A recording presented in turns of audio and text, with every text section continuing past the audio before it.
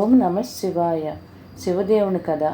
ఓ భక్తులారా, తెలుగుదేశంలో ఒకానొక గ్రామంలో బీదవాడగు శివయ్య అనే పేరు గల బ్రాహ్మణుడు నివసించుచుండెను. అతడు రాజేశ్వరి అనే ఆమెను పెండ్లాడి కాపురం చేయుచుండెను. కొంతకాలమునకు దంపతులు ఒక కుమారుడు ఒక కుమార్తె కలిగెను. పుత్రికని పేరు సదాశివుడు, పుత్రిక పేరు దాక్షాయణి. బీదవాడగటి చేత భిక్షయ్య భిక్షమెట్టుకుంటూ భార్య బిడ్డలను పోషించుండేవాడు. ఇలాగ కొంతకాలమున గడిచెను.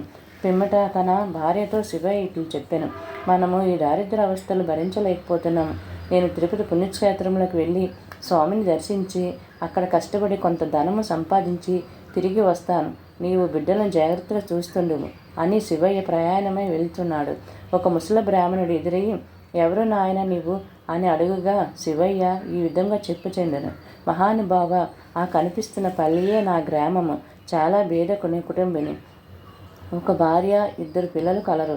సంపాదించిన చాలక దారిద్ర బాధ భరించలేక తిరుపతికి వెళ్ళి ధనార్థం చేయాలని తలుపుతో ఇల్లు విడిచి బయలుదేరాను అని చెప్పగా ఆ ముసలి బ్రాహ్మణోత్తముడు నవ్వుతూ ఇట్లనెను: ఓయి వెర్రి నాయన, తిరుపతికి వెళ్ళినంత మాత్రాన, ప్రభు దర్శనం చేసినంత మాత్రాన నీవు ధన సంపాదించుకోగలవా?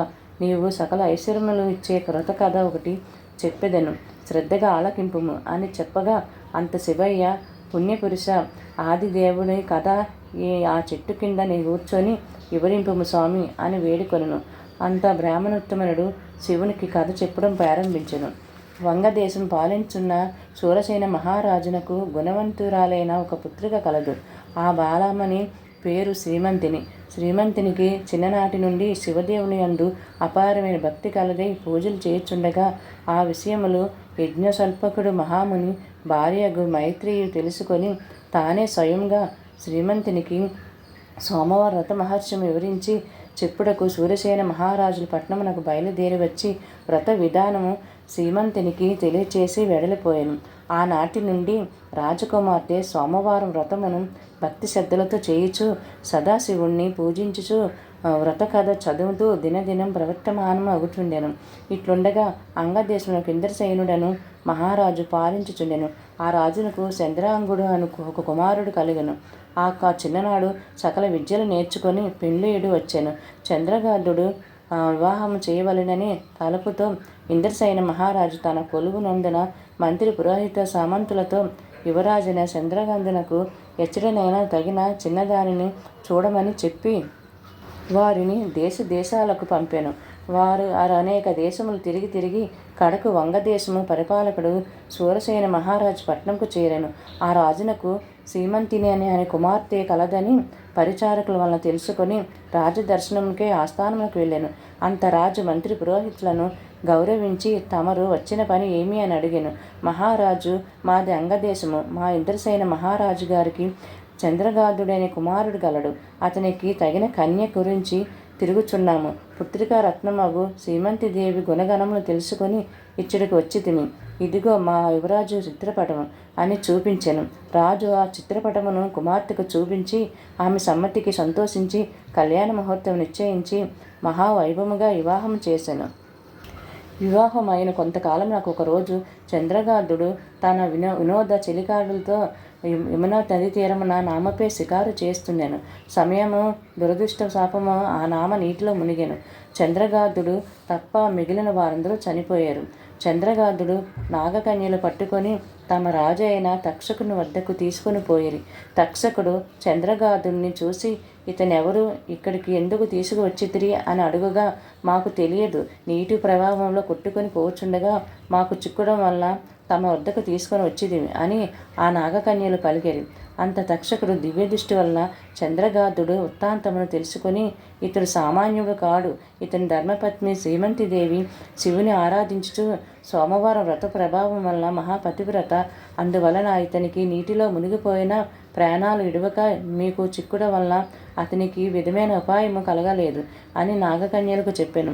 ఆ సంభాషణ అంతయు వినుచున్న చంద్రగాధుడు భయపడుచు దిక్కులు చూడసాగాను. అంత తక్షకుడు చంద్రగాధుడిని నీవు చరించి ధైర్యం కలుగచేసి తన వద్దనున్న విలువైన మనులు ఇచ్చి ఆ మనుల యొక్క ప్రభావము కూడా తెలియచేసి భూలోకానికి సాగ పంపాను.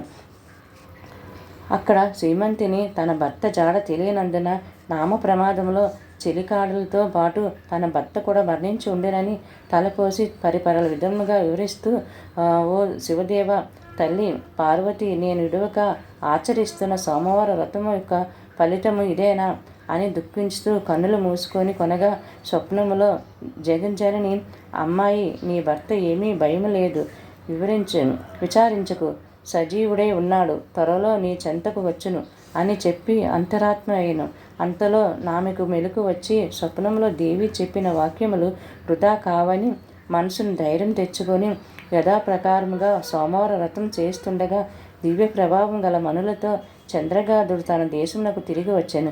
ఇంద్రసైన మహారాజు కొడుకు రాకకు సంతసించి జరిగినదంతయు తెలుసుకుని తమ కుమారుడు సజీవుడుగా ఉన్నాడని మహిమలు గల మనులతో తిరిగి వచ్చాననియు ఆ శుభవార్త సూరసైన మహారాజుకు కబురంపి శుభముహూర్తమున శ్రీమంతిదేవికి చంద్రగాధునకు వైభవోత్తముగా పట్టాభిషేకం చేశాను. శ్రీమంతిదేవి చంద్రగాధులు తమ దేశ ప్రజలు సోమవార వ్రతం ప్రభావం గురించి, శివదేవునికి మహిమల గురించి బోధిస్తూ ధర్మ మార్గమున రాజపాలమున చేయుచుండిరి.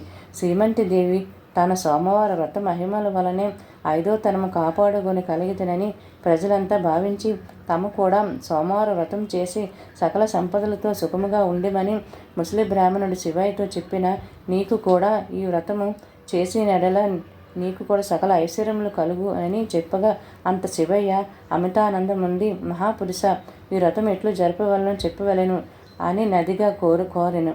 అందుకు ఆ బ్రాహ్మణుడు ఈ విధంగా చెప్పసాగాను. సోమవారం రోజున ఉదయాన్నే లేచి స్నానం ఆచరించి గృహము శుద్ధి చేసి రంగురంగుల ముగ్గులు పెట్టి ఇంటిని ఈశాన్య భాగమున పీట మీద శివదేవుని పటం పెట్టి ఆవు నేతితో కానీ కొబ్బరి నేతితో కానీ దీపం పెట్టి వెలిగించి శివదేవుని టెంకాయ కొట్టి ధూపం వేసి మారేడు దళంతో అభిషేకం చేసి 3 రకము పూలు పెట్టి భక్తితో పూజించిన కొబ్బరికాయ ముక్కలను తరిగి పంచదార కానీ బెల్లం కానీ కలిపి నైవేద్యం పెట్టి శివదేవుని వ్రతకథ చదివి ఆ ప్రసాదం అందరికీ పంచిపెట్టి తాము కూడా కండ్లకు అద్దుకొని సేవించాలి. ఇలాగ 3 సోమవారాలు భక్తి శ్రద్ధలతో పూజించిన ఎడల సిరి సంపదలు కలిగి మనసులోని కోరికలు ఫలించెను అని చెప్పి ముసలి బ్రాహ్మణుడు అదృశ్యమయ్యను.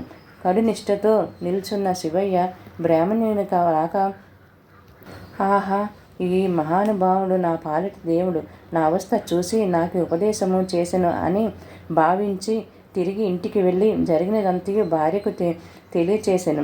భార్యాభర్తలు 3 సోమవారములు భక్తి శ్రద్ధలతో శివుని పూజించి ప్రసాదం ఇరుగుపొరుగు వారికి పంచిపెట్టి సుఖముగా ఉండగా వారికి దారిద్ర బాధలు పోయి అష్ట ఐశ్వర్యములు కలిగినవి.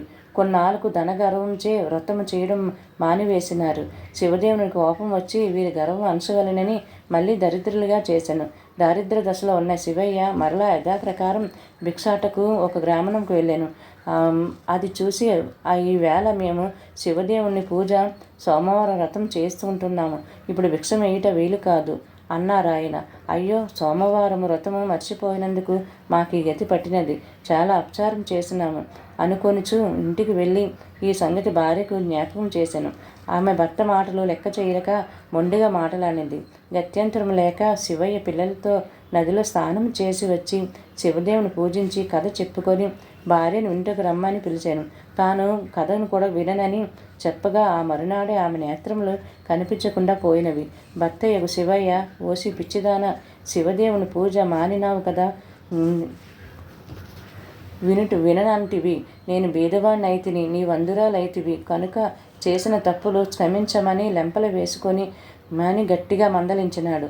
భార్య అలాగేనని చెప్పి స్నానమాడి సోమవార వ్రతం ఆచరించి ప్రసాదము కండ్లకు అద్దుకొని సేవించెను. వెంటనే కన్నులు కనిపించినవి, పోయిన ఐశ్వర్యం కలిగినది. ఆనాటి నుండి ప్రతి సోమవారం ఆ దంపతులతో పాటు ఆ దంపతుల గ్రామస్తులు కూడా శివదేవుణ్ణి మారేడు దళములతో పూజిస్తూ సకల ఐశ్వర్యములు తులతూగుచున్నారు. కాబట్టి ఈ సోమవార వ్రతము శివదేవుని పూజ ఎవరు చేద్దరో వారు ఇహమందు సర్వ సుఖములు, పరమందు మోక్షం పొందుదురు. ఈ కథ విన్నవారికి చదివిన వారికి సాంబశివుని సకల ఐశ్వర్యములు ప్రసాదించు అని సూత మహాముని సౌనకాది మునులు బోధించెను. శివదేవుని కథ సమాప్తం. ఓం నమః శివాయ.